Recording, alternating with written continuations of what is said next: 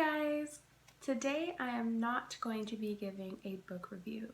Instead, I'm going to switch it up because I want to give my POV or my opinion on a discussion that's been circulating on the internet recently. And this is a discussion surrounding Black pain stories. So movies, TV shows, novels.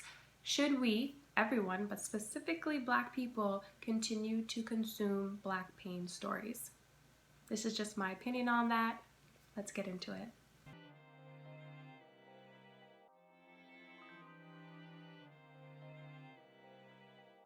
So welcome back to my channel. Usually I would be reviewing a book, but today I want to talk about something that I'm very passionate about.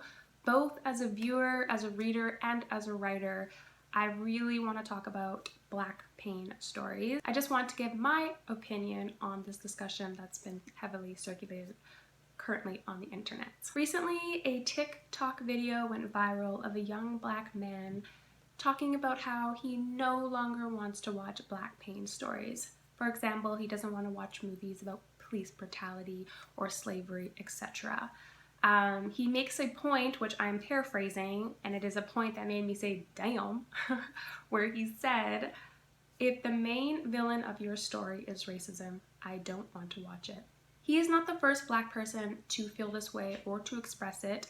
I myself have definitely felt that way, and I have put up boundaries when I need to. Consuming, specifically watching Black pain stories, can be triggering, traumatic, exhausting, distressing, and just incredibly painful for Black people. Our ancestors lived it, we live it every day, and therefore it can be incredibly hard to watch these stories. So this is not a video of me disagreeing with his point at all. We all need to put up boundaries for our own mental health. I did it. For example, the docu-series When They See Us, that was on Netflix. I couldn't get myself to watch it. It is about the five Black boys who were wrongfully convicted of rape and assault in 1989. I just couldn't get myself to watch it. I read up on the case and I learned the details of the case and what went on behind closed doors. And it was just very, very depressing, and I just couldn't get myself to view it. Well, reading it is a little different, but actually watching it play out, I couldn't do it. Even though it got so much praise, and even though everyone was telling me to watch it, I just couldn't do it. And I don't think that I ever will. But does that mean that the show shouldn't have been made? No. I think the show definitely needed to be made. People need to be aware of how cruel and corrupt the justice system is, specifically to Black people.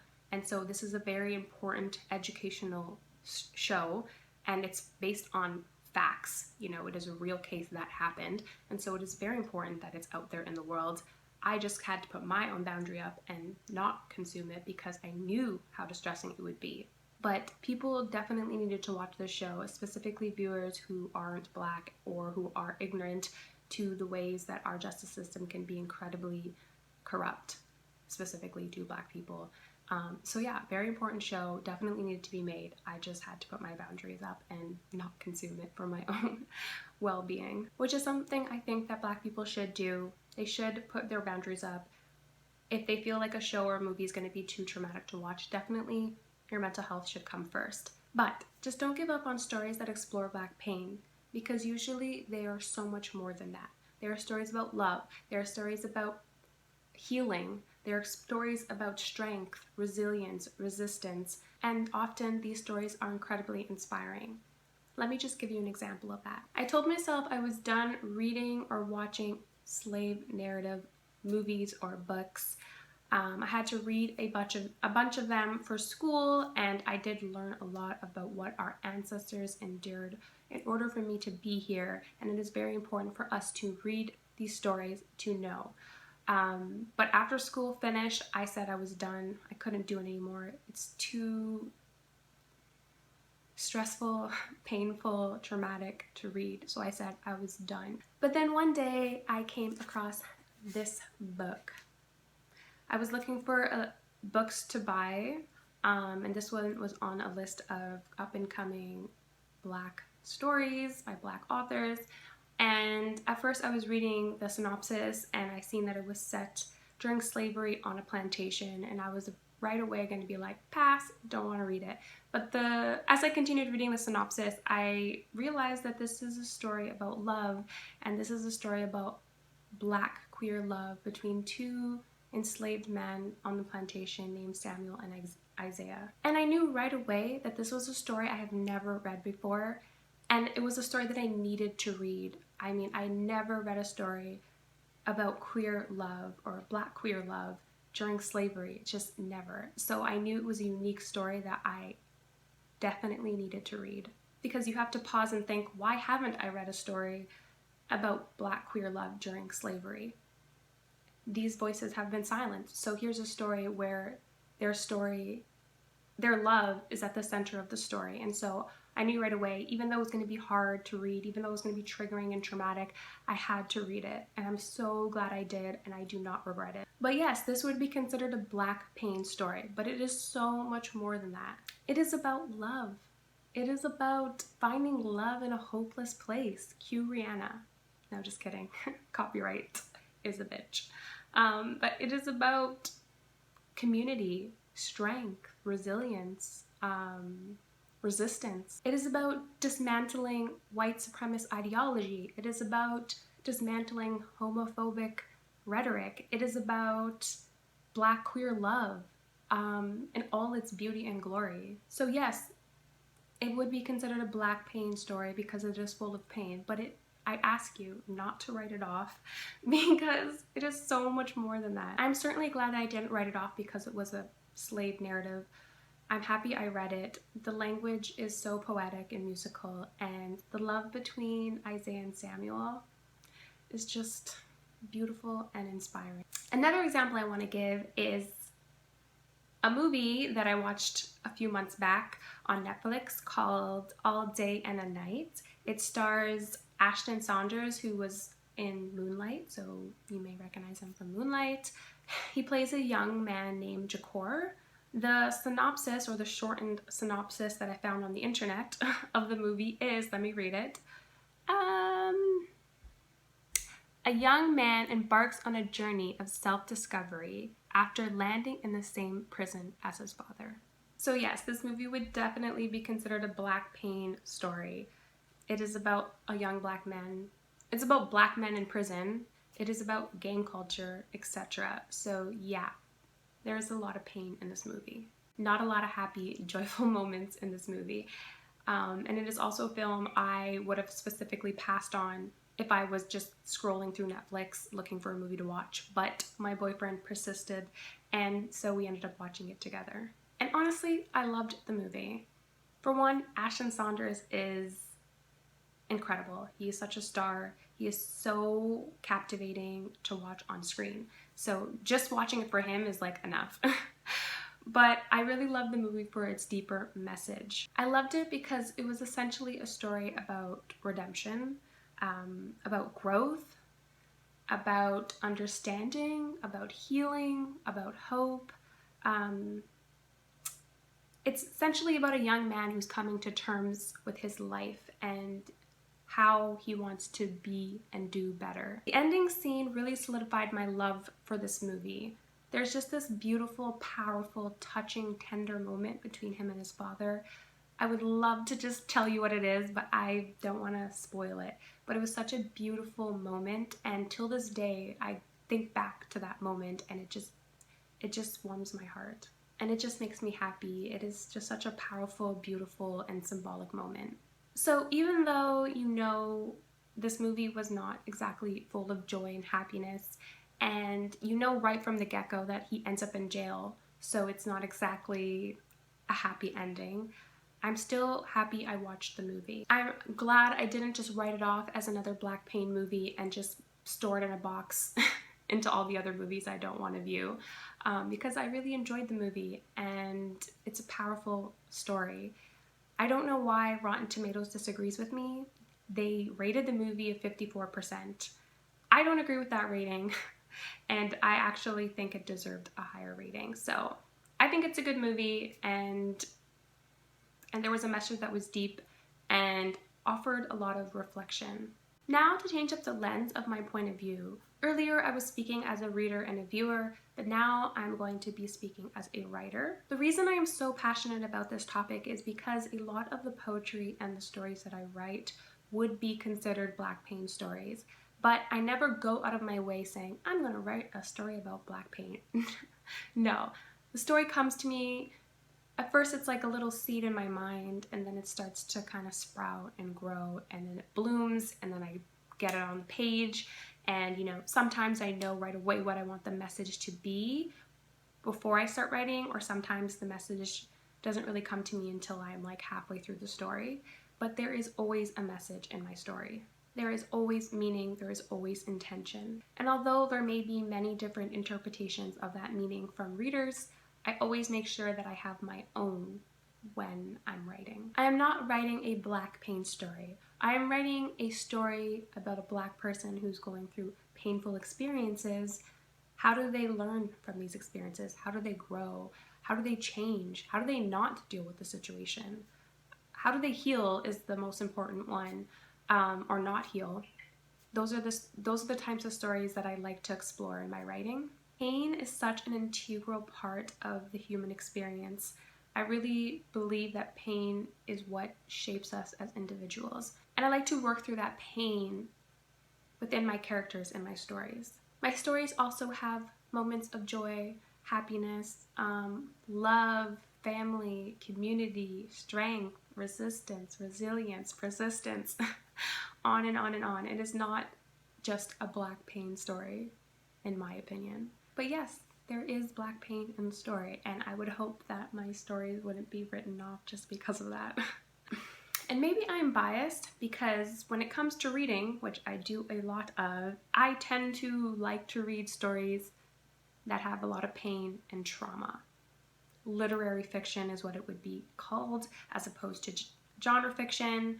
Literary fiction is a more, I guess, serious fiction, although that's probably problematic to say because genre fiction can obviously still be serious. But literary fiction is fiction that follows human beings dealing with a lot of struggles, pain, trauma, hardships, and how they kind of deal with that, work through that.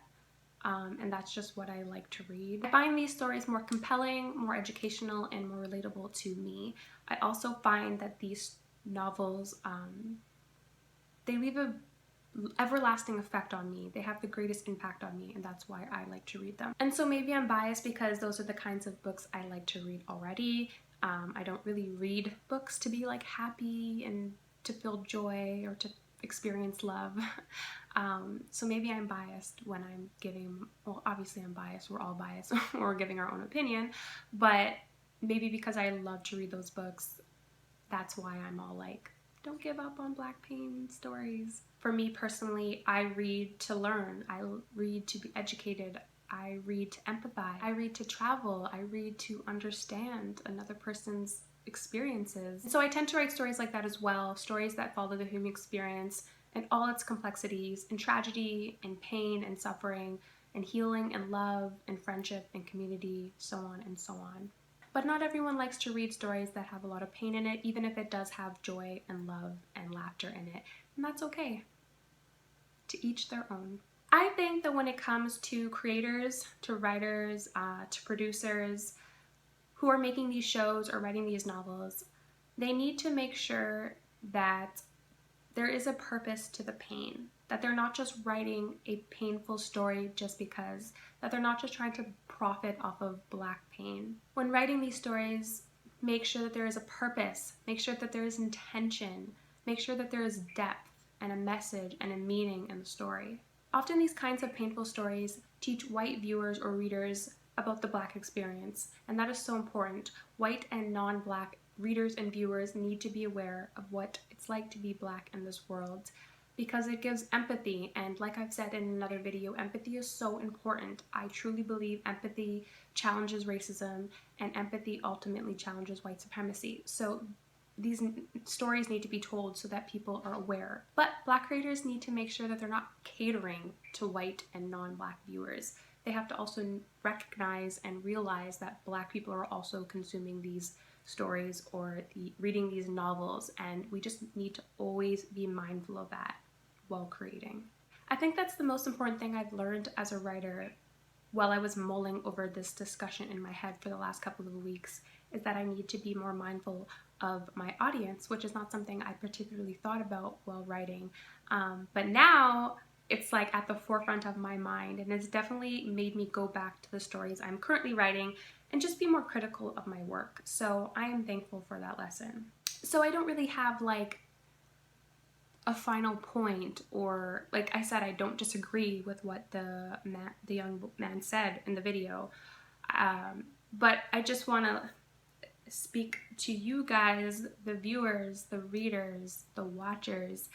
On one hand, I say yes, put up boundaries. Don't engage or consume stories that you know will negatively impact you, that will cause you too much stress, will be too triggering or too traumatic to watch. Your mental health is so important, and so yes, if you need to put up that boundary, I completely understand. But on another hand, I ask you to not just lump all black pain stories into one box, close the lid, and store it away forever.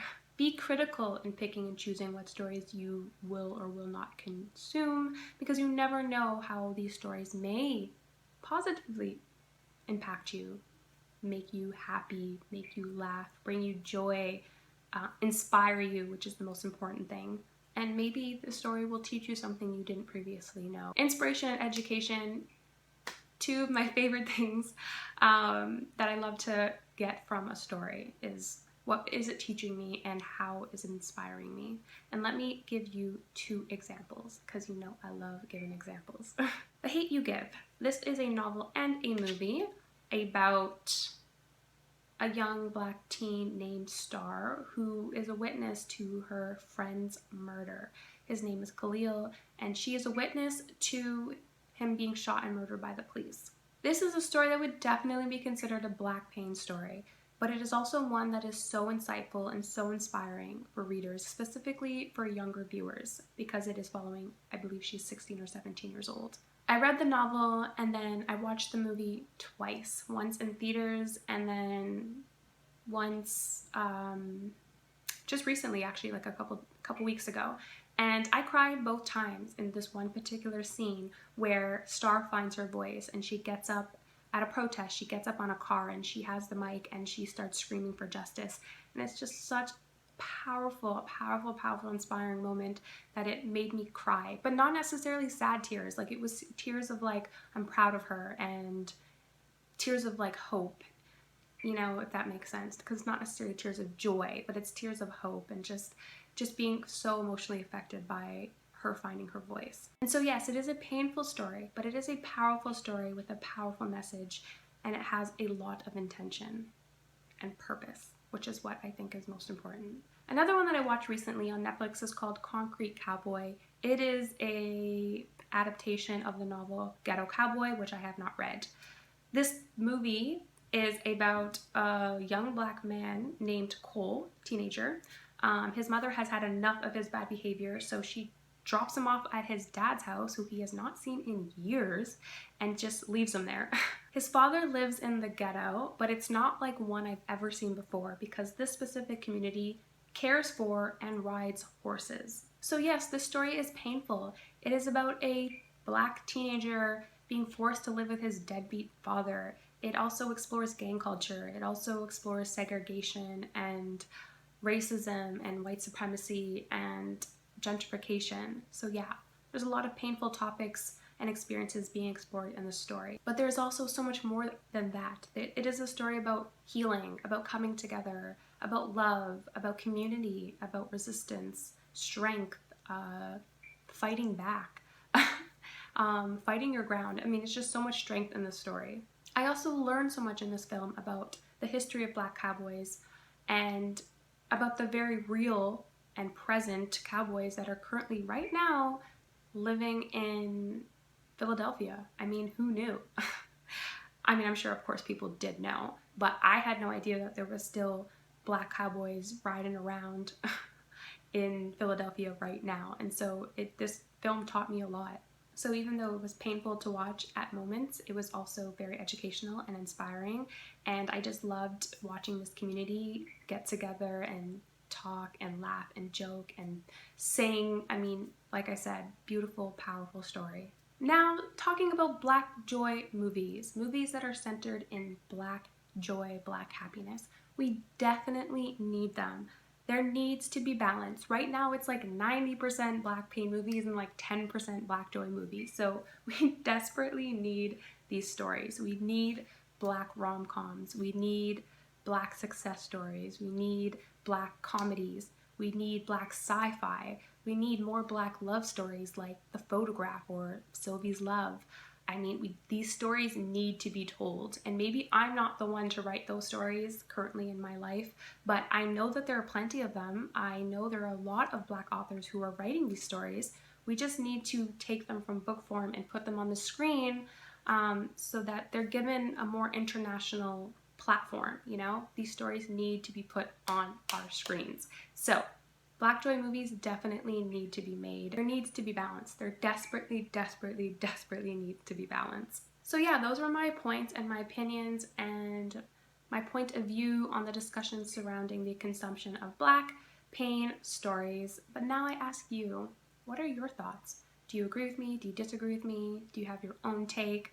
Like I mentioned, I am so passionate about this discussion and I would love to get in with you guys. So just comment below your own opinion and we can get into it. Also, if you enjoyed this video, do your girl solid and like and subscribe. Why not? It'll make me very, very grateful. But until next time, bye.